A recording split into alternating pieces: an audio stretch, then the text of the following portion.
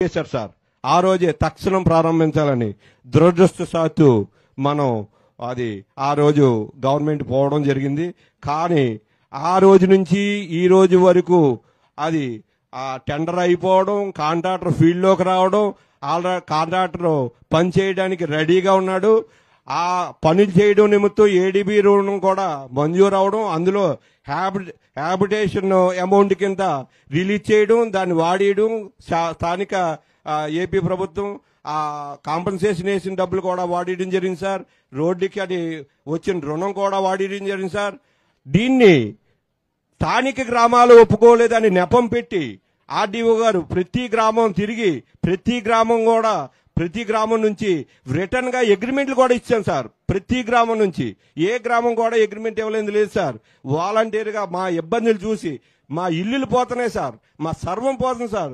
చిన్న కుమ్మర్లు అందరూ పూరిగిరిసులో కూడా అందరూ ఇల్లులు పోతున్నాయి సార్. వాళ్ళకి కనీసం జగనన్న కాలనీలో ఇల్లు కూడా ఇవ్వలేదు సార్.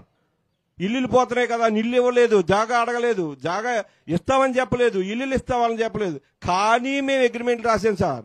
ఎందుకంటే ఈ రోడ్డుని ఇబ్బందులు, స్థానిక ప్రజల తాలూకు ఇబ్బందులు మేము చూడలేక మేము అగ్రిమెంట్ రాసాం సార్. ఆలేస్తారు కదా అని. కానీ దీనిలో చలనం లేదు సార్. స్థానిక మంత్రి ఈ మధ్య కొంత అనౌన్స్ చేశారండి, 50 కోట్లు రిలీజ్ చేసి బిట్లుగా పనులు ప్రారంభం అయిపోతున్నాయని. త్వరలోనే నోటిఫికేషన్ కూడా వచ్చేస్తుంది సార్. మనం వస్తే దీనికి ఏం పరిష్కరిస్తారో మిమ్మల్ని ప్రధానంగా నేను కోరుతున్నాను సార్. మన ప్రాంతంలో రోడ్డు గురించి మాడకుండా పాదయాత్ర ముందరికి వెళ్దలేండి. యాదవ సోదరులు ఎదుర్కొంటున్న సమస్యల గురించి మాడాలంటే మీరు రోడ్డు గురించే మాడుతున్నారు. ఎందుకంటే అది ప్రధానమైన సమస్యగా ఉంది. అది నేను చూశారు, అసలు రోడ్లు లేవు, గొయ్యలు ఉన్నాయి. గొయ్యలో రోడ్ ఎక్కడుందా అని ఎత్తుక్కునే పరిస్థితి చాలా దారుణంగా ఉంది. దారి పొడుగున కూడా ప్రజలు వచ్చి మాకు ఎలాంటి సంక్షేమ కార్యక్రమాలు వద్దురా బాబు, ముందర రోడ్ వేయండిరా నైనా అని అడిగారు. ప్రజలు అడుగుతున్నారు. అంటే అంత దారుణంగా రోడ్లు అయిపోయినాయి. మీరన్నట్టు బాబు గారు ముఖ్యమంత్రిగా ఉన్నప్పుడు ఆనాడు నిధులు కేటాయించి రోడ్ల పనులు ప్రారంభించే సమయంలో ప్రభుత్వాలు మారినాయి. బాబు గారు ముఖ్యమంత్రి ఉన్నప్పుడు ఇలాంటి గుంతలు ఎక్కడ రాష్ట్రంలో కూడా ఎక్కడ లేవు. కానీ ఈరోజు ఆ గుంతలు చూడండి, కనీసం గుంటల్ని పూడ్చే పరిస్థితుల్లో ఈ ప్రభుత్వం లేదు. రోడ్ వదిలేండి, ఈ ప్రభుత్వం రోడ్ వేసే సీనే లేదు, అంత బొమ్మ లేదు.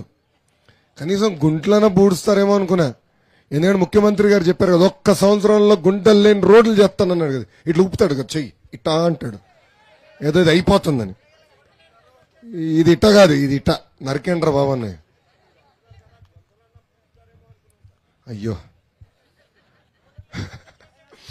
అంత కూడా సిగ్గులేదు ఈ ప్రభుత్వానికి, కొంచెం కూడా సిగ్గులేదు. ఇక్కడ కోడిగుడ్డు మంత్రి ఉన్నాడు కదా, ఏం బీకినాడు? కోడిగుడ్డు మంత్రి ఏం బీకినాడు అండి? ఎంత అన్యాయం! చేయాలి కదా, ఏదో పని చేయాలి కదా. ఏం చేసినాడు? ప్రజలకి ఏం చేశాడు అన్న? ఈ రోడ్ కంపల్సరీ మనం సీసీ రోడ్ వేయాలి. శాశ్వతమైన పరిష్కారం చేయాలంటే సిమెంట్ రోడ్ వేయాలి.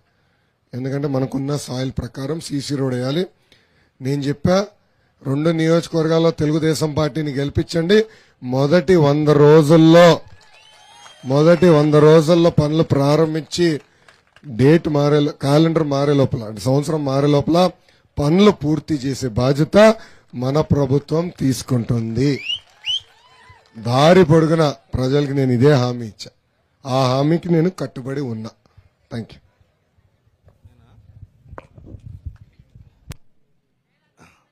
సభకు నమస్కారం. లోకేష్ బాబు గారికి, అలాగే చంద్రబాబు నాయుడు గారికి, తాతయ్య ఎన్టీ రామారావు గారికి నమస్కారం. ఏమీ లేదు బాబు, నా పేరు సేరా అచ్చిబాబు, ఎలమంచిలి.